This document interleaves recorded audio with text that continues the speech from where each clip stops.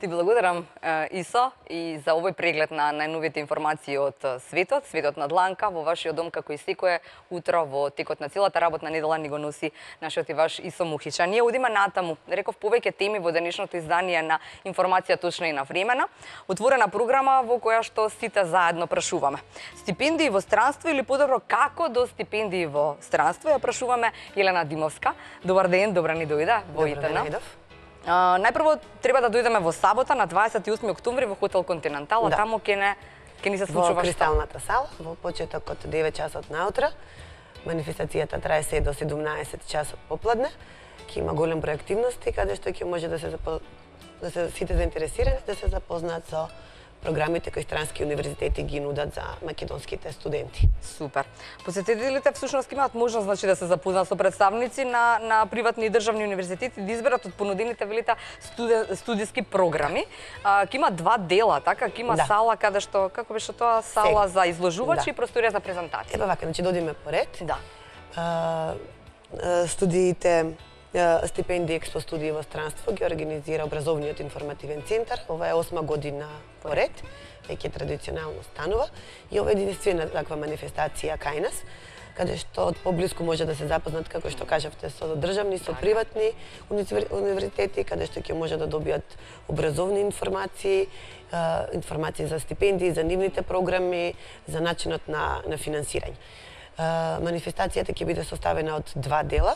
Едната е салата за изложувачи, каде што сите оние што се учесници, гости на манифестацијата ќе имаат своји штандови, каде што ќе може да зборуваат со сите заинтересирани кои ќе бидат присутни таму за сето оно што го нудат, одблиску со нив да се запознат од прва рака, да ја доживеат атмосферата на кампусите, на начинот на студирање. Да видат како и што ќе се случува таму. Точно, запознат некои од луѓето кои работат таму, да проговорат на езиците, на диелектите, на акцентите кои се зборуваат на тие кампуси, а во одделна просторија на секои 30 минути по 30 минути ќе имаат излагање, презентации на одредени универзитети каде што ќе зборуваат за своите универзитети, за програмите, за начинот на финансирање.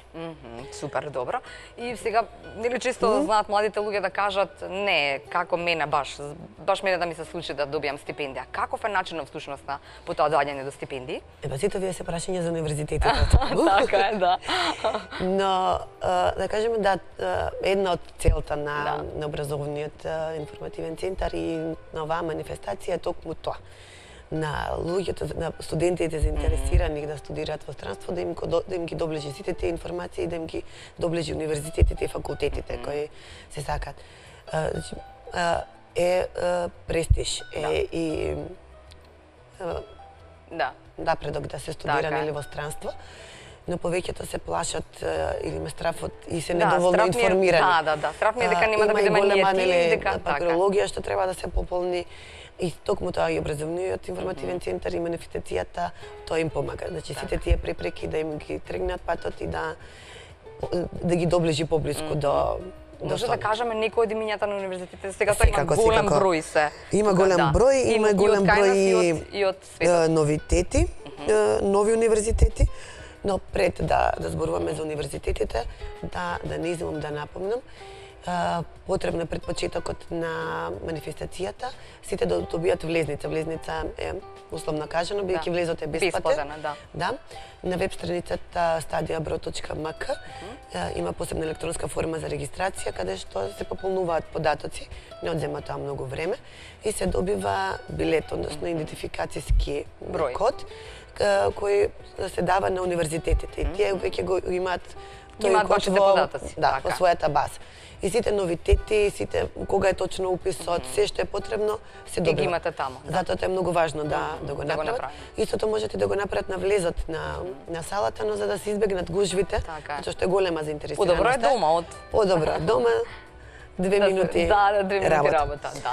Така, една од добрите работи за оваа манифестација што секоја година се повеќе и повеќе има универзитети кои се заинтересирани да имаат студенти од нашата земја и од регионот.